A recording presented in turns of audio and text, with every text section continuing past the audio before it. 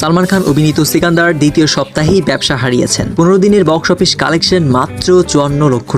সালমান খানের ঈদে মুক্তিপ্রাপ্ত সিনেমা সিকান্দার বক্স অফিসে তেমন প্রভাব ফেলতে ব্যর্থ হয়েছে। এর কালেকশনের গতি কমে গেছে। এর সর্বশেষ বক্স অফিস আপডেটে বলা হয়েছে যে 15 দিনের শেষে সিকান্দার 109 কোটি টাকা আয় করেছেন। তবে হিন্দুস্তান টাইমস এর রিভিউ থেকে নেওয়া একটি অংশে বলা হয়েছে সালমান খান এখনো একজন বসের মতো অ্যাকশন দৃশ্য ধারণ করেন। আপনি জানেন যে তিনি যখন কেবল যুদ্ধক্ষেত্রে দাঁড়ান তখন তিনি ব্যবসার কথা ভাবেন। তবুও মুরুদাগসের পরিচালনায় এতটাই নিম্নমানের যে সালমান তার প্রকৃত অভিনেতার চেয়েও দুর্বল অভিনেতা বলে মনে হয়। এবং তারপরে রাশমিকা আছেন যার সংলাপ সরবরাহের সমস্যাগুলি রয়েছে। তিনি অবিশ্বাস্য এবং কার্যত কোনো দৃশ্যই তাকে নিজেকে মুক্ত করতে দেন না। অর্থাৎ হিন্দুস্তান টাইমস এই সিনেমাটা লস প্রজেক্টের জন্য দায়ী করছেন পরিচালকের দৃশ্যমান করার স্টাইলকে এবং রাশমিকা মান্দানার ডায়লগ করার স্টাইলকে।